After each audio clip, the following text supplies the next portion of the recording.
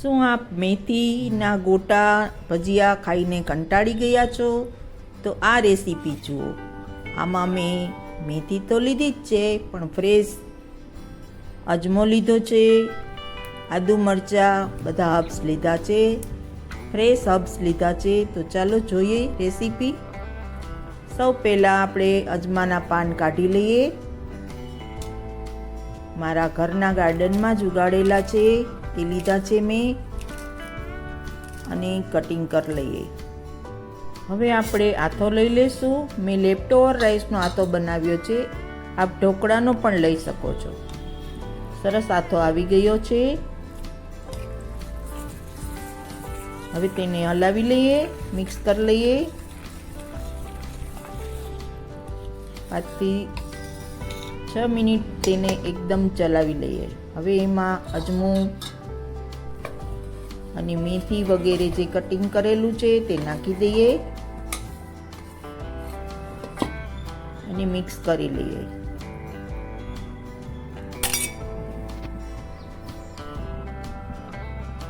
હવે તેમાં મીઠું, હિંગ, ખાવાના સોડા ચપટી, તીખા પાવડર અને જીરું પાવડર નાખીને મિક્સ કરી લઈએ. આ ભજીયા બહુ ટેસ્ટી અને ચોમાસાની ઋતુમાં તો બાળકોથી માંડીને બધા ખાઈ શકે છે. જે કોઈને ગેસ વગેરેની તકલીફ હોય તે પણ આ ખાઈ શકે છે. આપણે બીજા કોઈ મસાલા નાખ્યા નથી.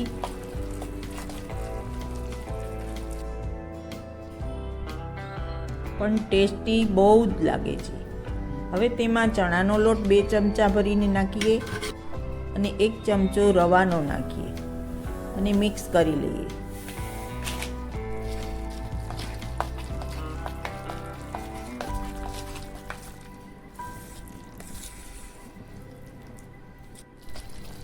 કન્સિસ્ટન્સી આપ જોઈ શકો છો. તેલ આવી ગયું છે. મેં મૂકી દીધું હતું પહેલાં. મીડિયમ ફ્લેમ પર ભજીયા ઉતારી લઈએ હાથેથી. આપને ન ફાવે તો ચમચીથી પણ કરી શકો છો.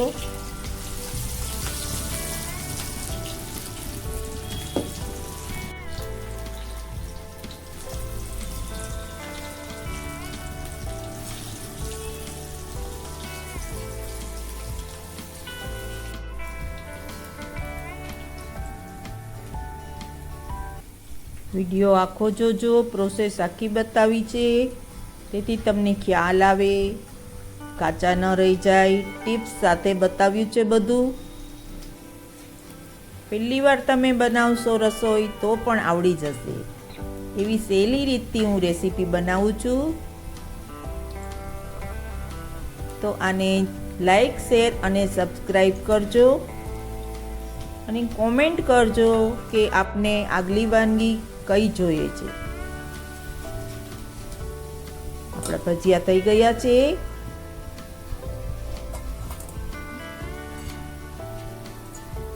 મેં ફ્રેશ પુદીનાની ગ્રીન ચટણી સાથે સર્વ કર્યા છે.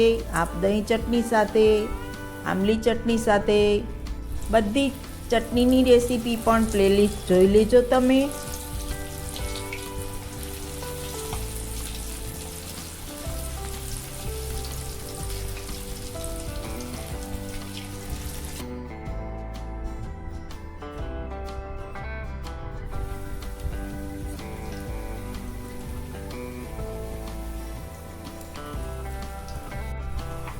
બજારું ભજીયા કરતાં આ હોમમેડ ભજીયા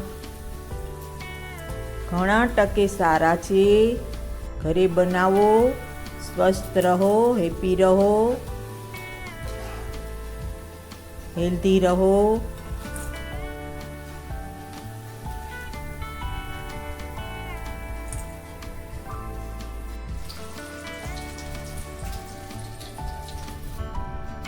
થેન્ક યુ.